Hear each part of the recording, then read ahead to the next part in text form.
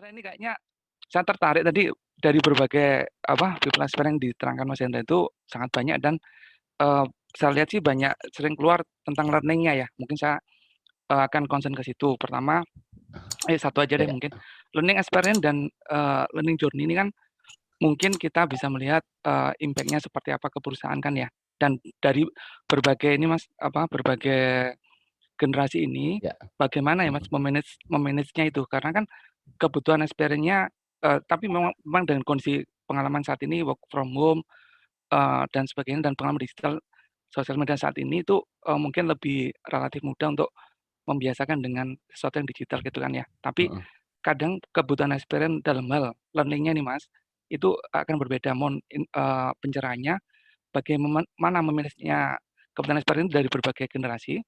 Tentu kan kita juga harus memperhatikan nih dari si perusahaan dari pemanage-nya itu dari sisi resources-nya kan Mas ya, biaya dan bagaimana mengukur impact-nya karena kan, dari tadi kan kita sepakati bahwa impact ini sangat berperan besar dalam menentukan apa sih yang harus kita lakukan. Mungkin itu aja Mas Indra.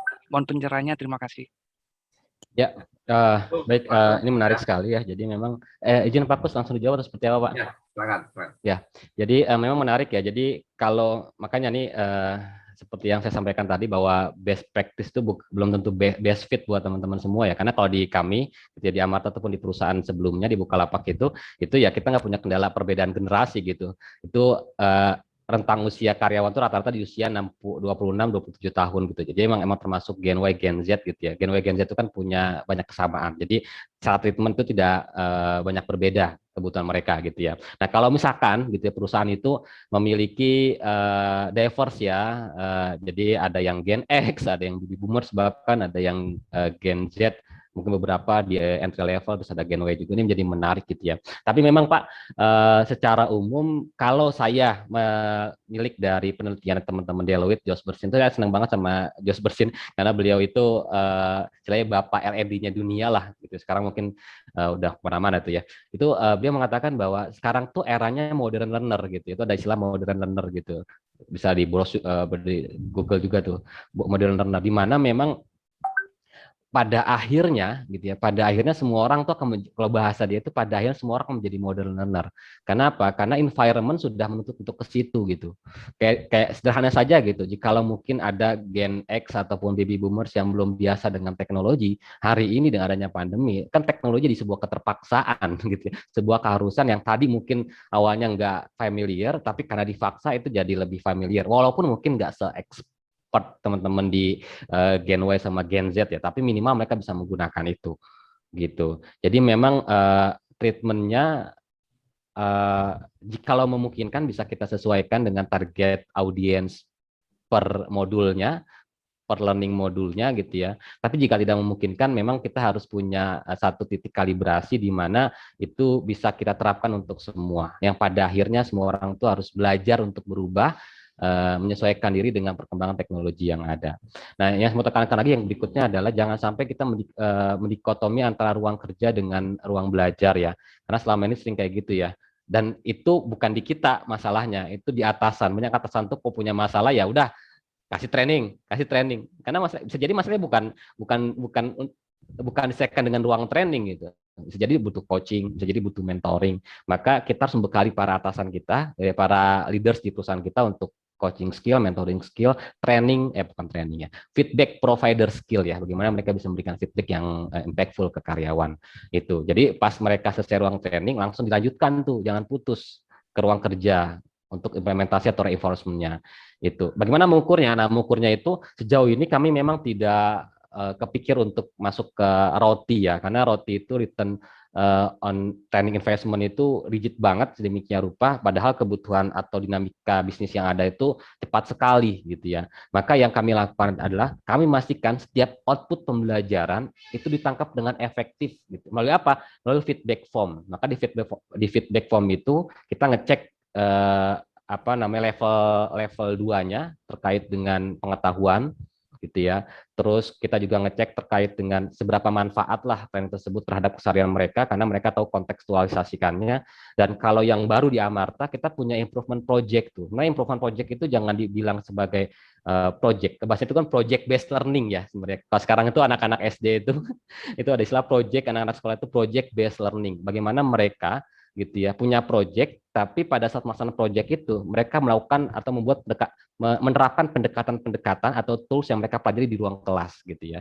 Nah, itu kita sedang terapkan itu, dan mereka punya kewajiban untuk melakukan mentoring agar kontekstual kebutuhan bisnis dengan alasan masing-masing.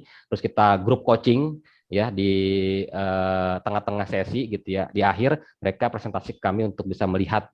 Kami tidak melihat proyeknya, itu jadi nilai plus kalau misalkan memang berhasil, tapi yang kami lihat adalah penerapan ilmu, agar ilmunya itu jadi ilmu yang bermanfaat. Sekecil apapun ilmu kalau bermanfaat enak ya. Ada manfaat buat dia, gitu bahasanya, buat orang sekitarnya, dan buat perusahaan tentunya. Itu Pak, jadi ada feedback formnya juga. Terima kasih. Boleh izin lanjut satu lagi? Silakan. Terima kasih.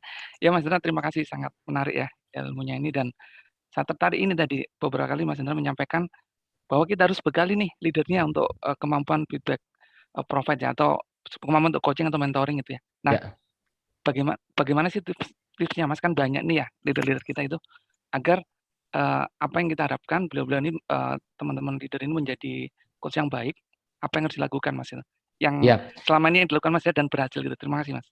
Ya, jadi yang pertama mungkin oke, kita bisa kirim orang pertama kali ke beberapa training provider certification gitu ya, certification program itu bisa ke, ada berapa ya sekarang ya yang berbicara tentang coaching itu kan ya, dari ICF dan sebagainya itu. Nah, tapi setelah itu kita punya change agent gitu ya, termasuk saya di Bukalapak dulu juga punya program yang sama, saya dikirimkan, lalu pas balik kita buat internal certification ya, jadi Bukalapak Certified Internal Coach gitu ya.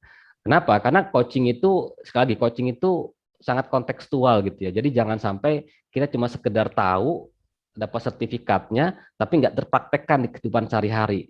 Coaching itu butuh dipraktekkan. Maka sebenarnya ilmunya sederhana tanpa ada sertifikat dari luar, tapi kalau kita bisa mendeliver dengan sederhana, terus bawahan juga menerima dengan sederhana, bawahan atasan yang kita training juga menerima dengan sederhana, lalu mereka mempraktekkan, pada saat mereka mempraktekkan itu, mereka akan mendapat learning experience bahwa beda ya.